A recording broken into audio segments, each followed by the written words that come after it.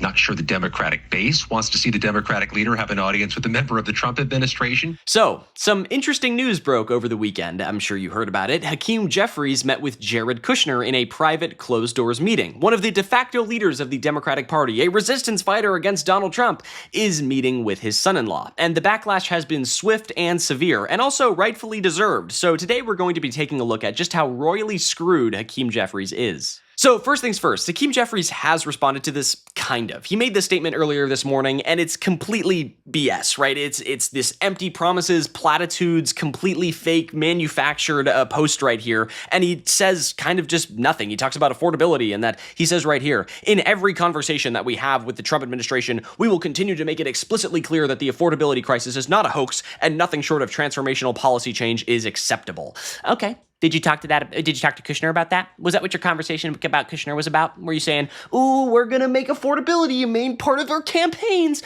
Of course he didn't say that, right? We all know that he didn't say that. And the people in the comments aren't buying it. Look at this. Everybody in the comments, they're like, nope, AIPAC shill, AIPAC shill, AIPAC shill. Did you talk to Kushner about this? Did you need Kushner's permission before you published this? It's over for Hakeem Jeffries, right? Everybody is clowning on him in the comments, including the very own Jennifer Welch over at the I've Had It podcast, who has this brilliant statement about this whole thing. So let's take a look.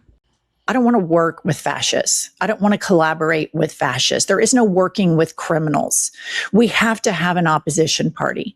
Hakeem Jeffries needs to come out and speak to the people. The Democratic base wants fighters. You know who's 100%. Number one right now in the 2028 presidential estimates on the markets? Ossoff. John Ossoff. Why? Because he's calling out, why is Trump flying around with Natalie? Why is he such a corrupt criminal? He is an opposition speaker. And giving people something to vote for, but while also being an opposition figure and also being a positive future for people to look towards. Every time he gives a speech, he is opposing the corruption of this administration. We need to hear from future Speaker Jeffries immediately. Why are you meeting with Jared Kushner? Why is Jared Kushner at the center of everything in this government? He does come up a lot. This is why the Democratic Party's approval rating is so low. Yeah. We have to have an opposition party. 100%. What I would prefer Hakeem Jeffries say to Jared Kushner is there's going to be billions of little investigations into you, Mr. Kushner, one for every dollar that you have used the United States of America, working class people, to enrich yourself. What the hell? Great. Right. Amazing statement, right? And she's 100% correct. This is why people are so pissed off, including even NBC liberal commentators talking about why the fuck is this happening? Why did this meeting even happen? So let's take a look. Yeah, it might not be a matter of Donald Trump not taking the time to go out in the campaign trail, just not getting any invites to go out in the campaign trail. Exactly. Yeah. Let me ask you about the inevitability here, the question of the Kushner-Jeffries meeting. Why in the world would Jared Kushner be meeting with Hakeem Jeffries, Scott? Well, if there's a sense that the cake is already baked, you could see why somebody in the Trump administration would want to have some audience with a Democratic leader. Yeah, this is correct analysis here, because it makes sense for Kushner to meet with Jeffries. The Democrats are going to win in November, at least the House, right? If not the Senate. So the Republicans say, well, they're going to be in charge, so maybe we should get on their good side. And Hakeem Jeffries taking the bait here and conceding to this oppositional framework, and to be able to meet with someone who has this fascist, neo-Nazi agenda, this white supremacist ideology, is just conceding to the talking points of the right. Why would you do this? All because you're a centrist and you want centrism. And this person here is like, oh, pretends to be shocked, and they post this quote. We stand with Israel.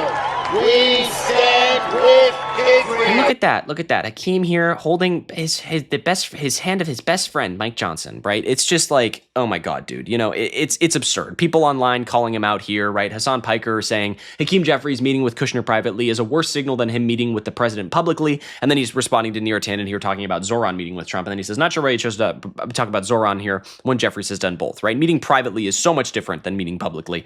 He says here, Matt Bernstein says, I personally think we deserve an opposition party that doesn't compromise with the people who want to turn Gaza into a waterfront vacation rentals for white people. Agreed. Mehdi Hasan writes, the only meeting Hakeem Jeffries should be having with Jared Kushner is to tell him he is subpoenaed by the House for corruption investigation on day one of the Democratic control of the House. This is just pathetic stuff coming from the Dem leader. And it is. It's absolutely pathetic. And it's even more pathetic when you watch a piece like this and then you remember he just met with Jared Kushner. Here, let's hear what he has to say. If you got people in office who are focused primarily in enriching themselves, their family, their friends, and their donors, then they're not focused on making life more affordable for the American people.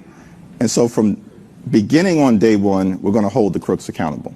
You're going to hold the crooks accountable. Is that what you said to Jared Kushner? Is that what your meeting was about? You said, actually, we're going to hold you accountable and make sure that affordability is the true thing, right? No, this is absurd. You watch this and then you go, but you just met with Jared Kushner. What the fuck are you doing? And that is exactly why Democrats are failing time and time again, right? Here is Hunter Biden here, who is also calling out Hakeem Jeffries and Chuck Schumer for being these weak leaders that they actually are, right? It's just disgusting.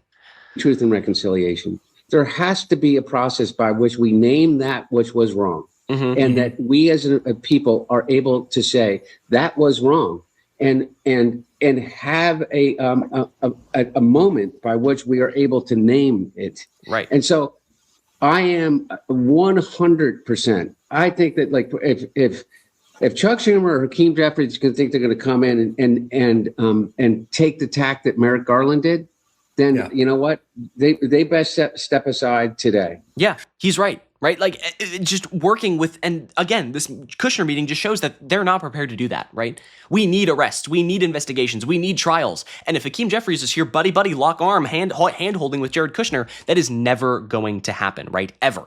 This is a moment here that I wanted to showcase. And it kind of is an uncommon Zoran L here, but even Zoran is saying that he continues to support Hakeem Jeffries. Obviously, he's a mayor. He's working, with the political. He's got a lot of things here, but I just wanted to showcase this and say that sometimes I do disagree with Zoran, right? And at the channel, we love Zoran, but sometimes he makes, what I think to be a mistake. To your first question, I continue to support Congressman Jeffries and his bid to become the leader. I think everybody should be against Jeffries at this moment for meeting with Kushner, right? And I think we need a different leadership, both Chuck Schumer and Hakeem Jeffries, right? If for the Senate, we could potentially have, Chris Van Hollen right here, who has this great response to this question about democratic socialism and progressives within the party. So let's hear what he has to say. Security clearance, he asks. Do you think the Democratic Socialists have a place in the Democratic Party, Senator?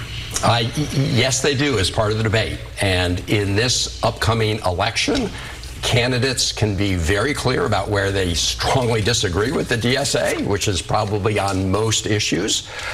But they can also talk about their own plans. So, I'm not afraid to debate. I think that those in the Democratic Party who are afraid of a healthy debate are missing the point, because voters, including Democratic voters, they don't want to simply return to the pre-Trump status quo. That is a leader, right? That is someone who understands the situation, right? The optics of meeting with Jared Kushner, the reality of the situation, that meeting with someone like Jared Kushner is completely antithetical to the worldview of the Democratic Party as a whole. And this guy right here, Chris Van Hollen, is saying, yes, I have my disagreements with the DSA. Many progressive candidates have their disagreements with the DSA or whatever, national organization may be. People have disagreements with the Democratic Party, but he's saying they deserve to be on the debate stage. They deserve to get their voices out there, and they deserve to win if the voters give them enough votes, if that's what the people want, because we want change, right? That's what Hunter Biden was saying. That's what Chris Van Hollen here is saying. And that is what Hakeem Jeffries here is not saying, right? He's saying, no, we are going to go back to status quo. We are going to go back to meeting with the Republicans and trying to, find this solid middle ground, even though the right continues to push further and further right every single day.